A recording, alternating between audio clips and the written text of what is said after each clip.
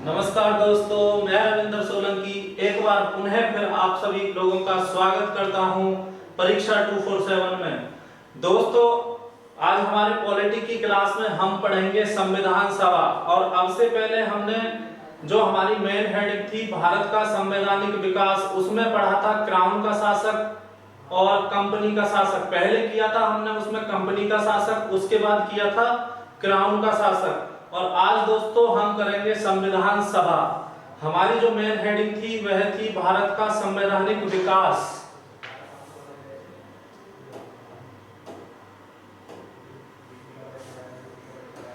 भारत का संवैधानिक विकास।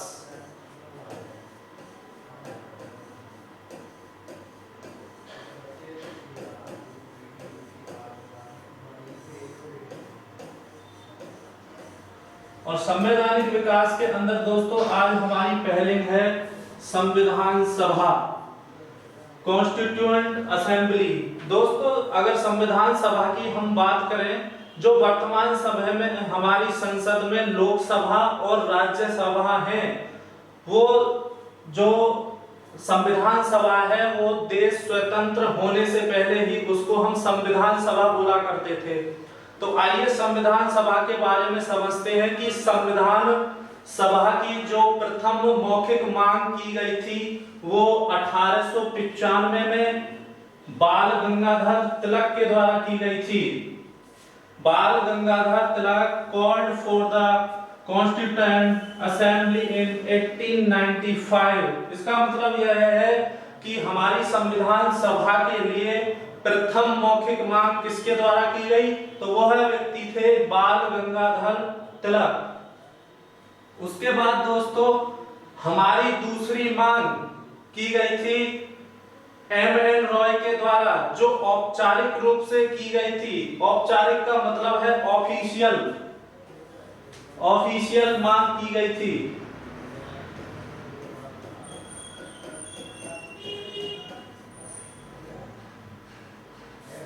In 1934, M.N. Roy made for a formal demand.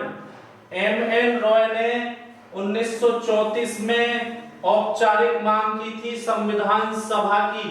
उसके बाद दोस्तों भारत में आया था 1940 में भेजा गया था अगस्त प्रस्ताव। दोस्तों क्या हुआ था कि जब उस समय द्वितीय विश्व युद्ध चरम पर था और ब्रिटेन अमेरिका का साथ दे रहा था, इसीलिए ब्रिटेन को भारतीय सैनिकों की जरूरत पड़ी। इसीलिए हमारी संविधान सभा की जो मांगे थी उन्होंने मान ली गई और उसी के तहत भारत में भेजा गया था अगस्त प्रस्ताव। 1940 अगस्त ऑफर, 1940 का अगस्त प्रस्ताव भारत में भेजा गया था। उस समय द्वितीय विश्व युद्ध चरम पर था और ब्रिटेन जो कि अमेरिका का साथ दे रहा था, उसे ब्रिटेन को भारत के सैनिकों की जरूरत पड़ी। इसलिए ब्रिटेन ने हमारे भारत की संविधान सभा की मांग को स्वीकार किया। लेकिन हुआ क्या, 1940 में ही क्या हुआ कि जो संविधान सभा की प्रथम मांग थी वह स्वीकृति की गई अगस्त प्रस्ताव के तहत ही। अगस्त प्रस्ताव जो संविधान सभा की प्रथम मांग स्वीकृति है, इसका मतलब यह है कि जो अगस्त प्रस्ताव था वह संविधान सभा की जो मांग थी उसकी स्वीकृति थी। लेकिन दोस्तों हुआ क्या, 1940 को इसको रिजेक्ट कर दिया गया और रिजेक्ट करने के साथ इसमें व्यक्तिगत सत्याग्रह भी हुआ। लेकिन जो थे पंडित जवाहरलाल नेहरू, उन्होंने अगस्त प्रस्ताव को, पंडित जवाहरलाल नेहरू ने अगस्त प्रस्ताव को दरवाजे पर जंग लगी हुई कील बताया। उन्होंने यह कहा कि यह जो अगस्त प्रस्ताव है यह दरवाजे पर जंग लगी हुई कील है। इसका मतलब यह है दोस्तों, हम सिंपल अगर भाषा में समझें, जैसे कि अगर हम किसी महल को स्वच्छ और साफ तरीके से बनवाएं और उसमें एक सुंदर सा गेट लगाएं, तो अगर उसमें एक जंग लगी हुई कील दरवाजे पर लगा दें तो वह अलग ही चमकती है और वह बहुत ही भद्दी सी दिखाई पड़ती है। तो इसीलिए पंडित जवाहरलाल नेहरू ने अगस्त प्रस्ताव को दरवाजे पर जंग लगी हुई कील बताया। Pandit Jawaharlal Nehru called the August proposal a rusty nail on the door. उसी के तहत दूसरे व्यक्ति हुए, एक मिनट दोस्तों, हुआ क्या, 1940 में ही अगस्त प्रस्ताव को कैंसिल कर दिया गया, इसे रिजेक्ट कर दिया गया और व्यक्तिगत सत्याग्रह किया गया।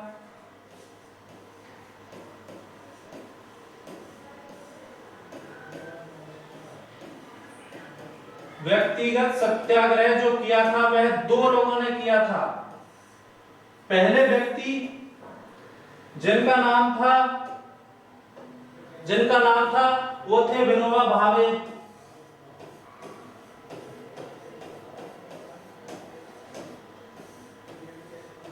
दोस्तों दूसरे व्यक्ति हुए जिनका नाम था पंडित जवाहरलाल नेहरू।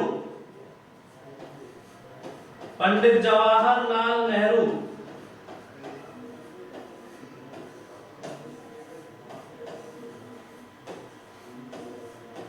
(1940) में ही अगस्त प्रस्ताव को रिजेक्ट कर दिया गया और व्यक्तिगत सत्याग्रह किया दो लोगों ने जिनका नाम था विनोबा भावे और पंडित जवाहरलाल नेहरू। दोस्तों गांधी जी ने जो अगस्त प्रस्ताव था उसके बाद दोस्तों भारत में आया 1942 क्रिप्स मिशन। यह दोस्तों कब आया था कि जब द्वितीय विश्व युद्ध चरम पर था, अर्थात जोरों पर था, तो ब्रिटेन जो था वो अमेरिका का साथ दे रहा था और कहीं यही डर था भारत को कि कहीं जापान भारत पर अटैक न कर दे। वो इसलिए क्योंकि जो ब्रिटिश लोग थे वो बहुत अधिक जनसंख्या में भारत में भी रह रहे थे, इसलिए भारत के लोगों को डर था कि कहीं जापान हमारे भारत पर हवाई अटैक न कर दे। इसी के डर से एक घटना हुई जो 8 अगस्त 1942 को शुरू की गई। लेकिन उससे पहले क्या हुआ कि 1942 का जो क्रिप्स मिशन था उसमें गांधी जी ने उसको क्या कहा कि यह एक डूबता हुआ चैक है। Cripps mission was called Gandhi drawing cheque. Gandhi ji ने क्रिप्स मिशन 1942 को एक डूबता हुआ चेक बताया।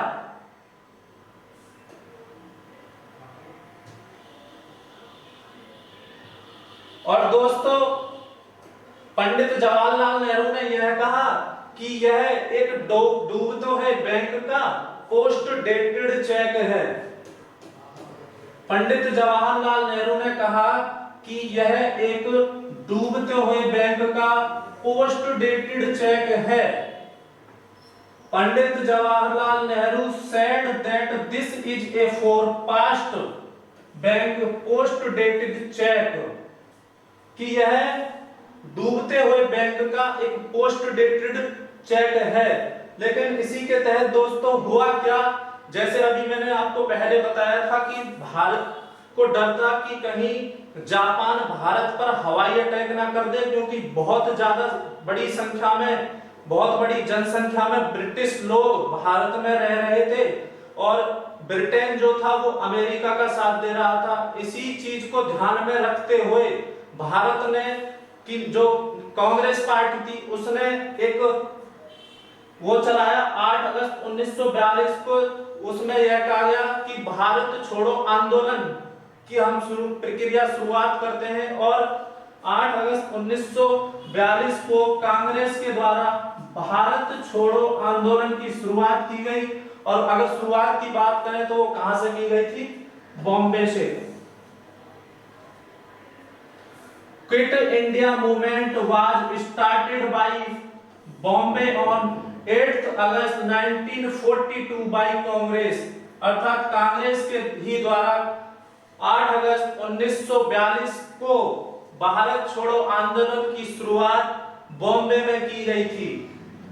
और किसके द्वारा, अगर बात करें किसके द्वारा की गई थी, तो महात्मा गांधी जी के द्वारा।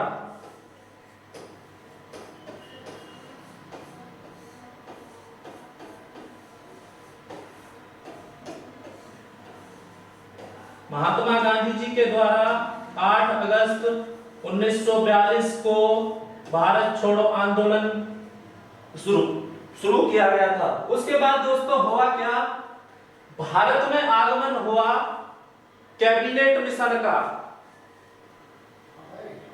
कैबिनेट मिशन जो कि भारत में आया था 1946 को। इससे सही दोस्तों अगर मैं 1 मिनट पहले की छोटी सी बात और बता दूं कि जब इसको लाने का तात्पर्य क्या था भारत छोड़ो आंदोलन को, ऐसा हुआ कि जब ब्रिटेन अमेरिका का साथ दे रहा था तो भारत के लोगों को डर था कि कहीं जापान भारत पर हवाई अटैक ना कर दे, तो इसी वजह से भारत छोड़ो आंदोलन शुरू हुआ। लेकिन दोस्तों हुआ क्या कि 6 अगस्त और 1945 को हिरोशिमा पर और 9 अगस्त 1945 को नागासाकी पर अमेरिका ने परमाणु बम की बमबारी कर दी। इसलिए इससे बहुत ज्यादा नुकसान हुआ और यह घटना जब यूरोप में चर्चा का विषय बन गई तो इससे यूएनओ का दबाव हुआ ब्रिटेन के ऊपर। तो ब्रिटेन ने सारी शर्तें भारत की मान ली और भारत में तभी आगमन हुआ कैबिनेट मिशन प्लान का। 1946 कैबिनेट मिशन प्लान भारत में आया। इसको लाने वाले 3 व्यक्ति थे, क्रिप्स, दूसरे थे अलेक्जेंडर और तीसरे थे पैथिक लॉरेंस। पहले थे क्रिप्स,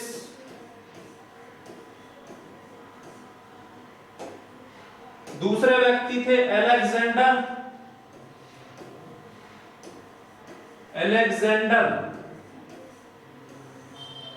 तीसरे थे पैथिक लॉरेंस।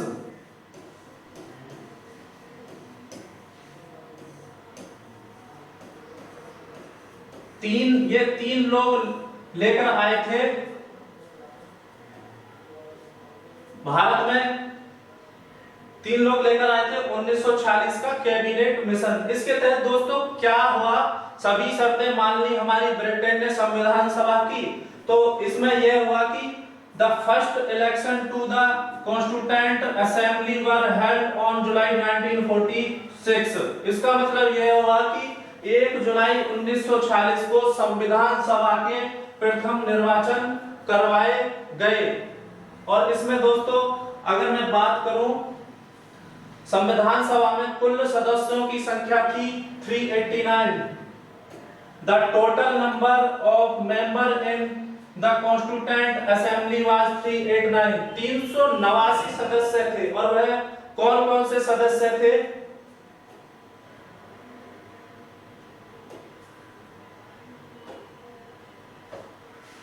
संविधान सभा में कुल सदस्यों की संख्या थी 389। दोस्तों इसमें क्या हुआ, यह हमें समझने वाली बात है। 389 सदस्य हुआ करते थे, जो थे 292 तो थे प्रांतों से, 292 प्रांतों से हुआ करते थे। और दोस्तों 4 जो लोग थे वो थे ब्रिटिश कमिश्नरी से, 292 प्रांतों से थे, 4 ब्रिटिश कमिश्नरी से थे और 93 देसी रियासतों से थे।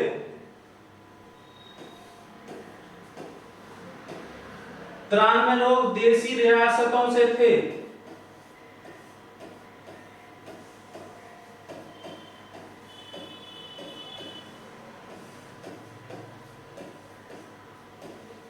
चार British कमिश्नरी,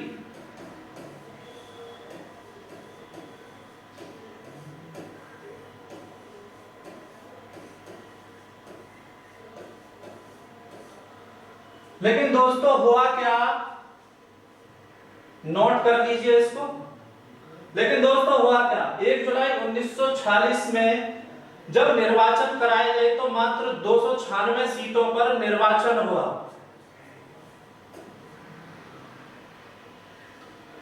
Election was held on 1 July 1946 in 29 296 member. Election was held on 1 July 1946 in 296. 1 जुलाई 1946 को जो निर्वाचन हुआ था वह 296 सीटों पर हुआ था और दोस्तों 93 सीटों का मनोनयन कर दिया गया था। मनोनयन। अब इसमें अगर मैं बात करूं 296 सीटों की तो इसमें 208 सीटें जो दोस्तों मिली वो मिली भारतीय राष्ट्रीय कांग्रेस को, इंडियन नेशनल कांग्रेस यानी कि आईएनसी।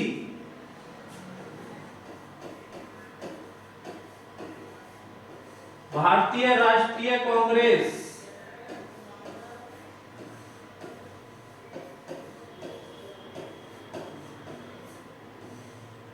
दो से 208 सीटें मिली भारतीय राष्ट्रीय कांग्रेस को, 73 सीटें मिली मुस्लिम लीग को।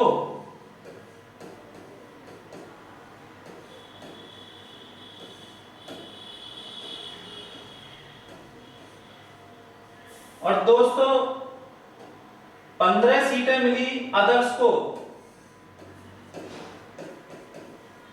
अदर्स यानी निर्दलीयों को।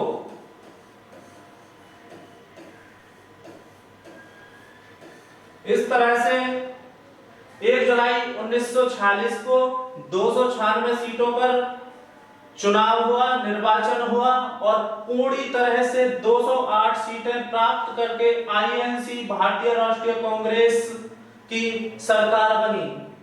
दोस्तों उस समय ब्रिटेन का जो भारत का जो वायसराय हुआ करता था वो था लॉर्ड वेवेल, और लॉर्ड वेवेल ने ही आईएनसी का स्वागत किया और सरकार बनाने के लिए कहा।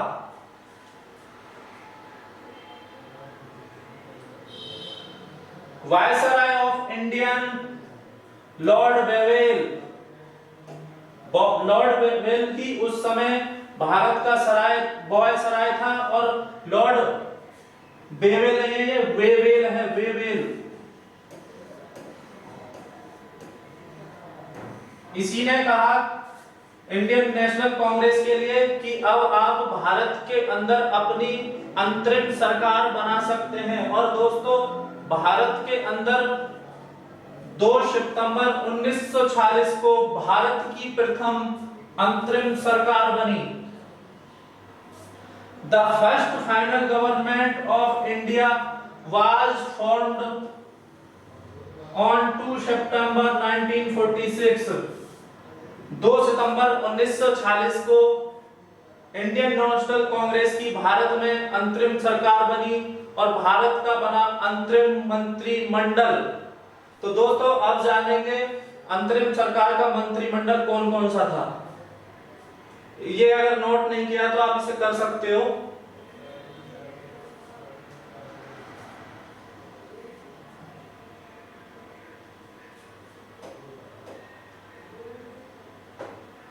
भारत सरकार का मंत्रिमंडल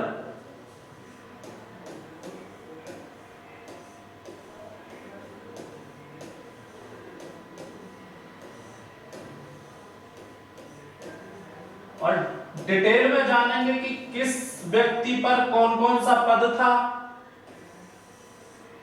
तो सबसे पहला जो था वो पद था प्रधानमंत्री या विदेश मंत्री का पद।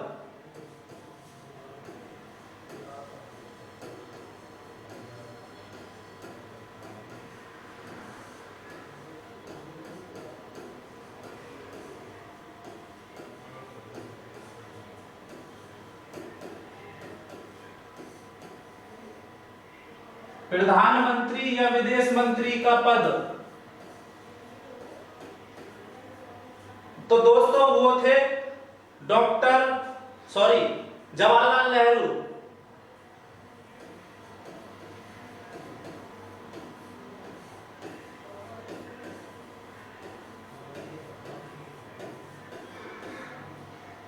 भारत सरकार के हम मंत्रियों की बात कर रहे हैं और मंत्रियों में जो पहला पद है वो है प्रधानमंत्री या विदेश मंत्री का पद। तो वो थे जवाहरलाल नेहरू। दूसरा था गृह मंत्री,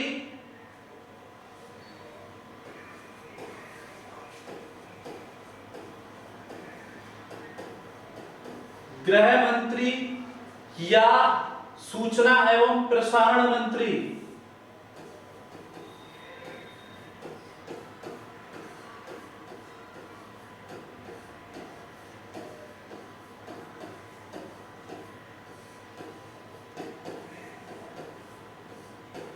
गृह मंत्री, सूचना मंत्री एवं प्रसारण मंत्री की दोस्तों अगर हम बात करें तो वो थे सरदार वल्लभ भाई पटेल। सरदार वल्लभ भाई पटेल।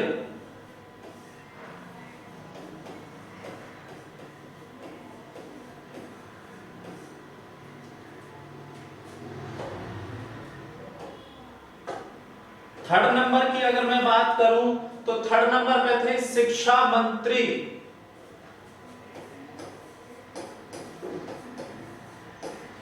शिक्षा मंत्री दोस्तों हमारे शिक्षा मंत्री थे अंतरिम सरकार के सी राजगोपालाचारी।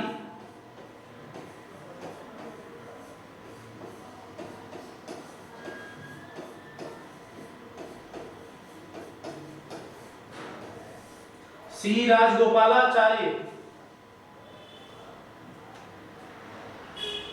भारत सरकार का अंतरिम सरकार का मंत्रिमंडल।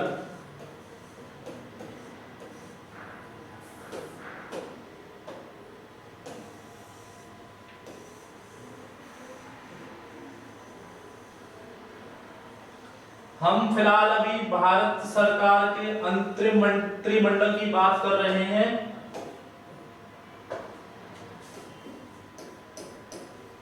भारत की अंतरिम सरकार का मंत्रिमंडल।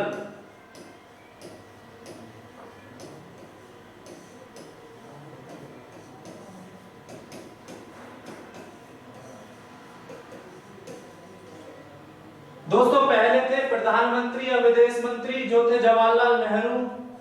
दूसरे थे गृह मंत्री या सूचना मंत्री एवं प्रसारण मंत्री सरदार वल्लभ भाई पटेल।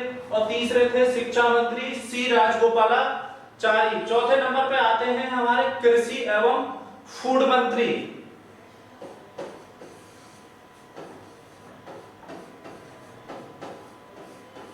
कृषि एवं फूड मंत्री जो थे डॉक्टर राजेंद्र प्रसाद।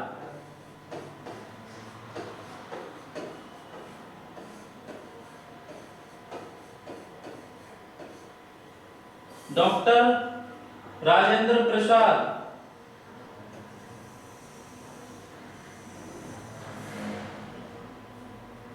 डॉक्टर राजेंद्र प्रसाद।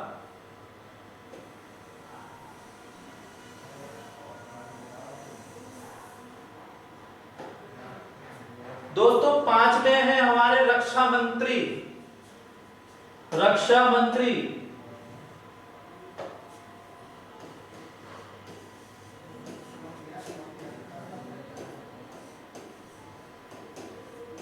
रक्षा मंत्री हैं हमारे बलदेव सिंह। बलदेव सिंह। उसके बाद नेक्स्ट हमारा 6 नंबर पे आता है श्रम मंत्री। श्रम मंत्री ये है हमारे बाबू जगजीवन राम।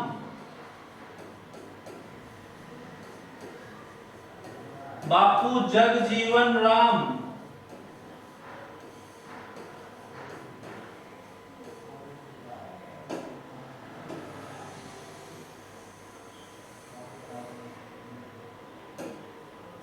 उसके बाद हम अगला करेंगे। अगला होता है हमारा 7वां। दोस्तों 7वां होता है हमारा स्वास्थ्य मंत्री अर्थात स्वास्थ्य मंत्री। स्वास्थ्य मंत्री, हमारे स्वास्थ्य मंत्री हैं गजनफर अली खान।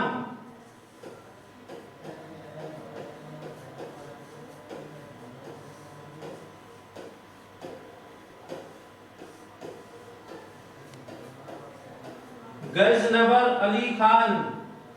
दोस्तों साथ ही साथ नोट करते रहिए। और मैं एक बात और पुनः आपको बोल दूं कि अगर अभी तक आपने हमारे चैनल को सब्सक्राइब नहीं किया है तो सब्सक्राइब करते रहिए, शेयर करते रहिए। उसके बाद दोस्तों हमारा नेक्स्ट होता है वित्त मंत्री।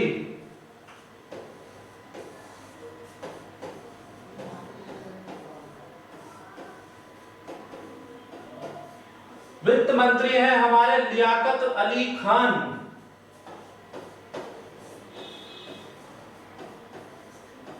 लियाकत अली खान।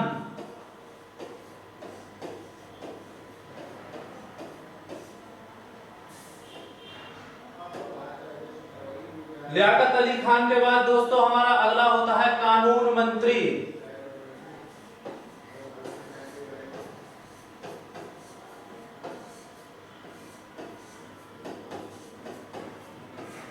कानून मंत्री हैं दोस्तों हमारे जोगेंद्र नाथ मंडल।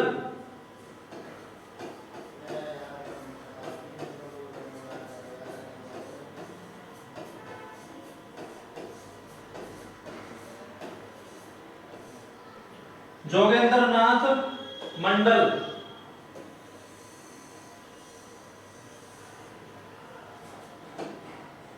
दोस्तों नेक्स्ट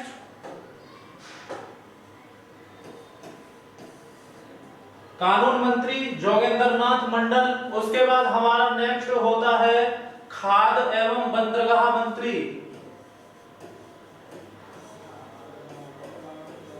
खाद्य एवं बंदरगाह मंत्री।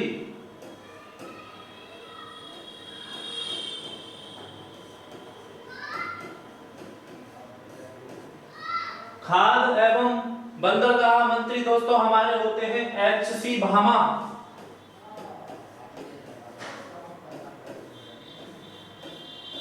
एच.सी. भामा।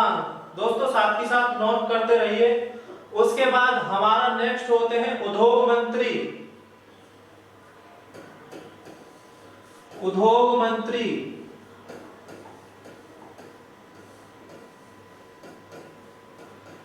हमारे उद्योग मंत्री थे अंतरिम सरकार के जॉन मथाई।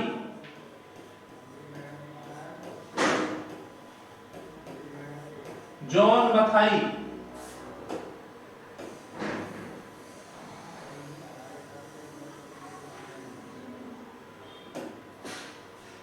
दोस्तों नेक्स्ट अगर हम बात करें,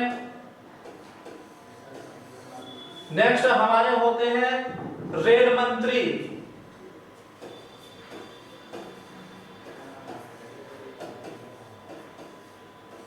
रेल मंत्री हैं अरुणा आसफ अली।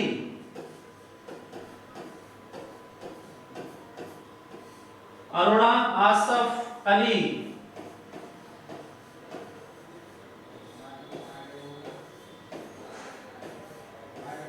इस तरह से दोस्तों यह भारत की जो सरकार थी अंतरिम सरकार, उसके हमने मंत्रिमंडल के बारे में बात की।